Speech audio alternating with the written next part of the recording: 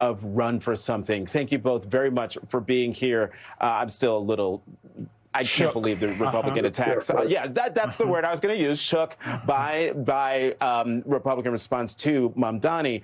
But Amanda, let me begin the questioning with you. I just wonder, it's one thing to run in a Democratic primary for mayor and to win on ideas of free buses and other progressive or even socialist ideas that Mamdani ran on and won on. But will they work come the general election? In New York City, absolutely, because he's advocating for the things that really affect people's quality of life. You know, cost of housing, cost of childcare, how you get around the city, how you move.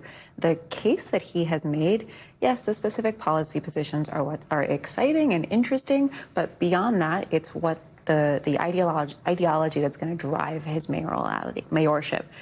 He is such a compelling communicator, and the things he's communicating reach a part of the city that haven't really been talked to or about before, at least in a very long time.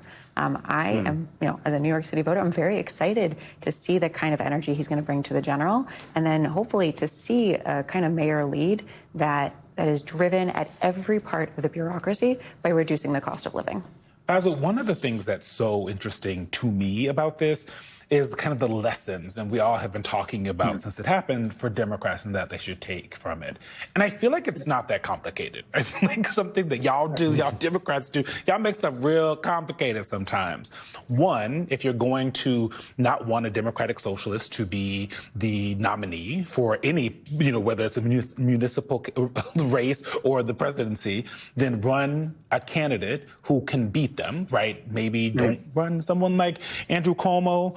A lot of his critics turned his endorsers. 40% of his top endorsements by elected officials came from people who publicly condemned him just 4 years ago. So there's that. Maybe run a candidate who will actually get out there and campaign. Mamdani was everywhere all the time. And it's not just because I'm a, social media kid. Like he was everywhere all the time. New Yorkers that I talked to said they were able to touch his hand and say hello and yell at him and disagree with him to his face. And he was exciting. It doesn't mean, and you tell me if I'm wrong, I don't think it means that Democrats need to always run someone on the left-hand side of everybody, right? And Amanda, you and I have been talking about this for years. But Basil, what are your lessons? What are your takeaways from this, most importantly, for like a national audience? Are we thinking too much about this? No, I think everything you said is correct. I think the big takeaway is if you're going to run a campaign, create a movement around your candidates. Right. That's really important, right?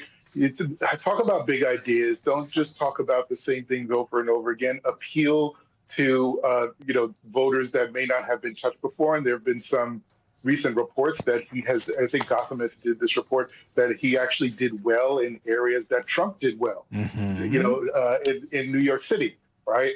Because he talked about these issues of, as Amanda said, he talked about affordability. He talked about things that can happen and the ways in which they're possible. Now, there are going to be folks who are going to say these ideas are ridiculous. There are going to be establishment Democrats, older Democrats, because there was a bit of a generational divide, who are going to still want the city to track more to the center.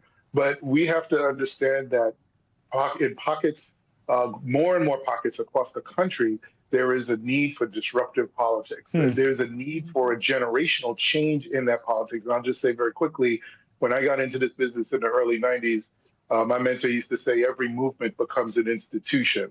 And the reality is that the Democratic Party, for so many voters, has become an institution that they can't trust. So this institution was in need of a movement. And I think in many ways, that's what you saw in New York City.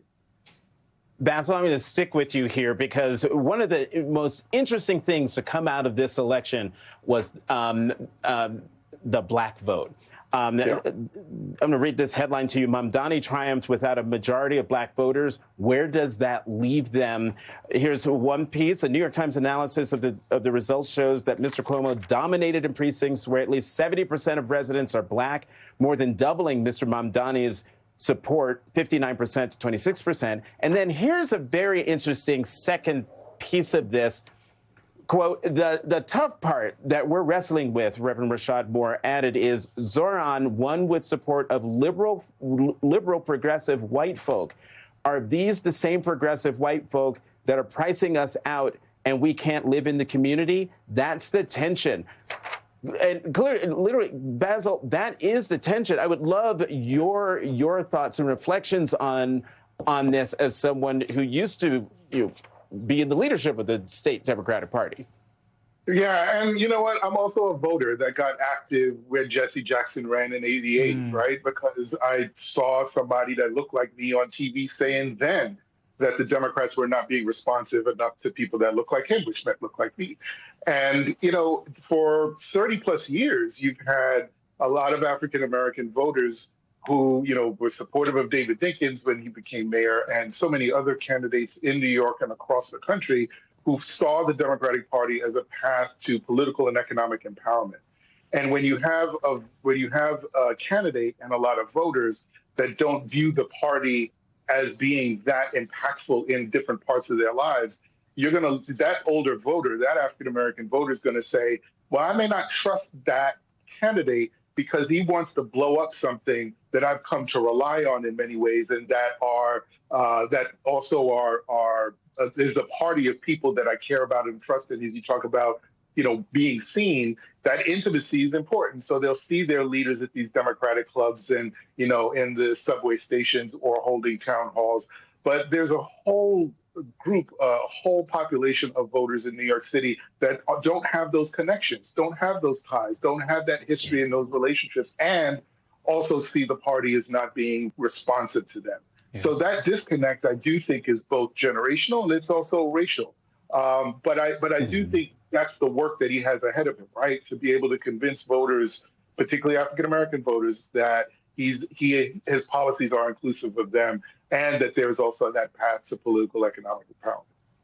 Amanda, one of the things that we often see when someone wins a primary is that the leadership of the party and then eventually the rank and file get behind them and say, like, this is who the voters chose in our party. Let's get going, no matter who that person is.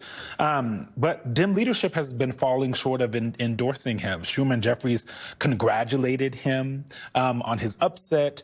You have a lot of leaders who have issues with things that he has said, which they can call him, and I'm sure he'd be happy to talk with them about. Bernie Sanders, the senator, urging Democratic unity behind Mamdani, said, Democratic Party leaders, you have talked for 6 months about the need to create political excitement to get working class and young people involved in the political process. That's exactly what Zohran did.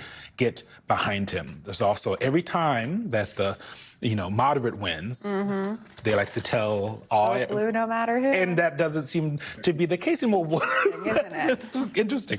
What does that say about where the party is, and more importantly, how they're grappling with what their identity is? And one more thing that keeps popping into my head is sometimes it feels like the centrists of the party and sometimes the leadership operate by fear a little bit. Oh, yeah. Right? And what you're seeing is that Mamdani does not do that. Donald Trump does not operate in campaign in fear.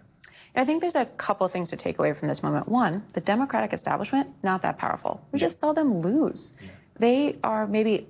They're not unbeaten, they're only unchallenged. Two, I think that Democratic leaders who don't get behind Zohran in this moment forcefully and do whatever he and his team want, especially the ones who represent New York City, so looking at you, Schumer, Jeffries, Senator Gillibrand, who's really gone off the rails on this, you will be why people don't trust the Democratic Party. Because if someone can win the primary with such a forceful show of presence against the odds, and then the party leadership doesn't rally behind the nominee, what are we doing here? Who is this party really for?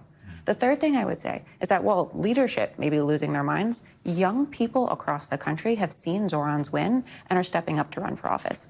This has been the biggest driver of candidate recruitment that Run for Something has seen since inauguration. We've had nearly 4,000 people raise their hands just since Tuesday night to say, 4,000 since Tuesday. 4,000 since Tuesday. It's bigger even than the Doge firings or the Schumer shutdown, which has been our biggest moments yet.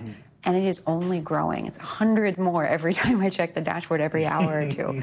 It is thousands of young people who are looking at what Mamdani did here in New York and saying, you know what, maybe I don't agree with him on every policy, but I too can fight for my community. I can fight to see the issues I care about represented on the ballot, and I'm not going to let anyone tell me to wait my turn. Looks like establishment folks going to have to Watch get out. it together. Change 4,000 is is a lot. coming, whether you like it or not. 4,000 is a lot. Basil and Amanda, thank you so much for joining us this